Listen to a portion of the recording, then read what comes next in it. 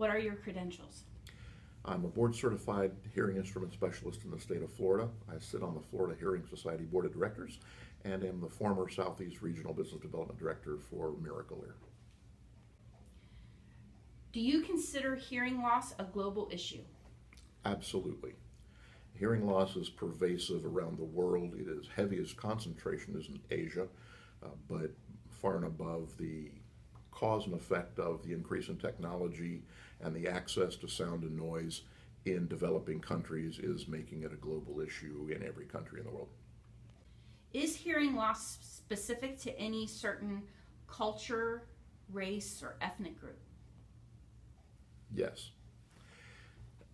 Asians worldwide tend to have more hearing loss than other groups do, but not significantly so.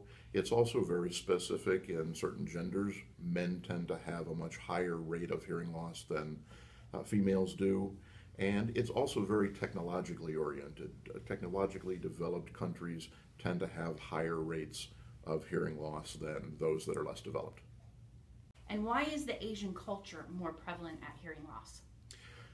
For a couple of reasons. The Asian culture, more technologically based in the developed countries, but also remember that population density plays a large part in hearing loss. As you pack more and more people into a much smaller per square mile radius, the noise volume in that community goes up, and that's the term that we've all heard regards to noise pollution. You know, more cars, more noise, more people, more noise, more tourism, more noise. So in the Asian culture, lots of population density coupled with a high use of technology, things like iPods, iPads, cell phones to transfer music, people wearing earbuds, constantly damaging their hearing. Why are males more likely to have hearing loss than females? Traditionally, males are in the workplace in environments more that cause hearing loss, noise-induced hearing loss especially. If you think about the percentage of males in the military versus females in the military, if you think about the percentage of one-income families and males working in manufacturing jobs being the provider or the breadwinner, and remember, we're not talking specifically about the United States, we're talking about what those trends are globally as well. Is hearing loss passed from generation to generation? It is. If you think about your great-grandparents and how much hearing loss they would have developed by their early 20s, maybe it was 2, 3, 4%. They're going to watch TV at 2 to 3% louder than the child in the household with perfect hearing needs. This is part of the reason that technology is part of the problem globally with hearing loss. As your grandparents grow up, the children in the house grow up, now perhaps their hearing loss is 10% by the time they're in their early 20s. So then when your parents would sit in the room with them as children and watch TV, they would gain that hearing loss at a younger age. Then when your parents watch TV at 15 or 20% louder than what you needed, you were given their hearing loss at a much younger age. So each generation, by having more heavily damaged nerve endings in the cochlea at an earlier age, starts listening louder and then starts passing it along to anyone in the room with them. So hearing loss is hereditary in a sense that it's passed from generation to generation, even though it may not necessarily be a physiological issue. It's more of a social issue. So what is the overall solution of hearing loss? I think it's twofold. I think it's education and it's access. With education, if you educate the population on why this is important to them, how much it's become a pandemic globally, we find that patients pay more attention to it and they kind of start to embrace the need to get regular testing and the need for hearing aids to help them either treat the condition that they've got or perhaps even address the growth of it as we go along. The other aspect, though, is access to it. In the United States, just as an example, there's very little insurance assistance for hearing aids. The emphasis is on other things that are going on with the body. So most patients are faced with an expense that's fairly heavy, coupled with all of the other health issues that they've got going on, or other things they wanted to do during their retirement years, like go on cruises and travel and things like that. So we're constantly competing, and I think the education process would further that along. But we've got to get access to them. I mean, even in developing countries, for example, we have foundations that provide hearing aids in the United States for folks that can't afford them. We have foundations that provide hearing aids globally. But on a global level, in a developing country, if we provide them with the tools and the technology, is there a support base there that's going to actually allow them to use these for years? Or are we going to go over there and provide them with products that after they run out of batteries, they can no longer use, or if it gets plugged up with wax, they can no longer use? So we've got to make sure that we educate, but then we also have got to make sure that the pipelines for access are there.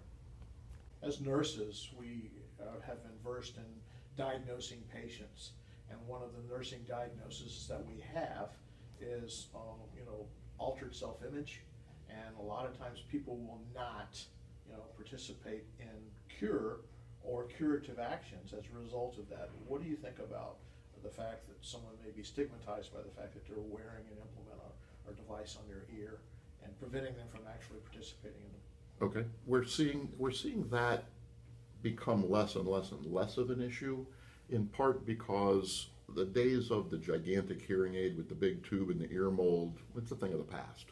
And so the devices are getting smaller and smaller and smaller. And, for example, most of them are impossible to be seen or very, very difficult to see and very, very functional. So the stigma, I think, is reducing. However, if you're looking for an excuse not to take action, you can always fall back to that. But not seeing it much anymore. How do less expensive devices equate as part of the equation? Okay. There are less expensive devices available now. There's a product line called PSAPs, which stands for Personal Amplification Product. The challenge with these devices is these devices amplify most of the time in a linear fashion. In other words, like turning up the knob on your television set, everything goes up or everything goes down. When you take a hearing loss, it's very rarely a flat line. There are peaks and valleys to the loss. What we do with digital hearing aids is program into each of the hearing aids. They're both little computers. They have a memory chip in there. We're able to store software on it. We program in the exact nature of the loss and only provide back what's missing to get that patient back to equal reception through the frequency range. With personal sound amplification products, they only amplify everything up or down. They're no better than turning the TV volume up or turning the phone volume up. What we've got to do is correct the loss in such a way that the patient actually reduces the volume in those devices so that we can try to treat the hearing loss, slow it down or arrest it if that's even possible. Japan tried implementing personal sound amplification products without any kind of clinical advice. They put them over the counter, they put them on the shelves in their retail stores. It actually had the opposite result. Patients would go out and try the inexpensive devices first without clinical assistance. They could do damage to the ears. If someone has a wax blockage and they pop that in, they can blow their eardrum out. If they get the device in, oftentimes they were poor fit.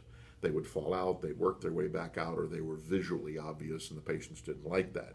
The sound also wasn't good quality.